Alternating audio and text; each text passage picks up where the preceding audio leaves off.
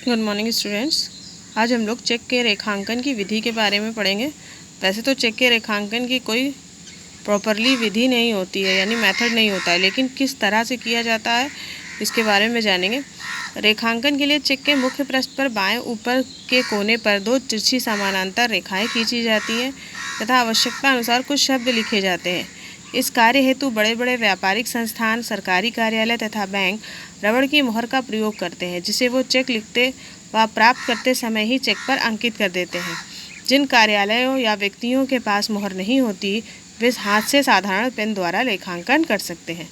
कहने का मतलब है कि चेक के जो प्रथम पृष्ठ होता है, जो सामने का पृष्ठ होता है, उसके बाईं ओर कोने पे अगर दो बराबर रेखाएं खींच दी जाएं या उन रेखाओं के बीच में कुछ शब्द लिख दिए जाएं, जैसे अकाउंट पेई, नॉट नेगोटिएबल या किसी बैंक का नाम या किसी विशेष पक्ष का नाम, तो उसे चेक का रेखांकन कहा जाएगा।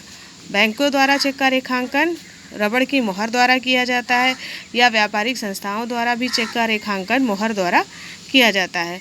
जिन कार्यालयों के पास या व्यापारिक संस्थाओं के पास अपनी खुद की मोहर नहीं होती है, वे साधारण पेन द्वारा ही रेखांकन कर सकते हैं। परंतु पेंसिल से किया हुआ रेखांकन रेखांकन नहीं माना जाता है, क्योंकि उस रेखांकन को मिटाने में कोई अधिक कठिनाई नहीं होती है और इस प्रकार उस चेक द्वारा उसके गलत प्रयोग का भय बना रहता है। इस प्रकार इसे खुले चेक के रूप में भी प्रयुक्त किया जा सकता है।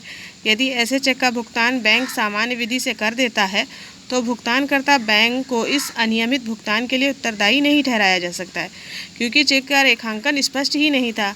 और जब चेक का रेखांकन स्पष्ट नहीं था या मिटा दिया गया है, तो उस समय चेक जो बैंक है उसका कोई उत्तरदायित्व नहीं है कि वो चेक का जो भुगतान उसने किया है उसके संबंध में वो उत्तरदायी रहे।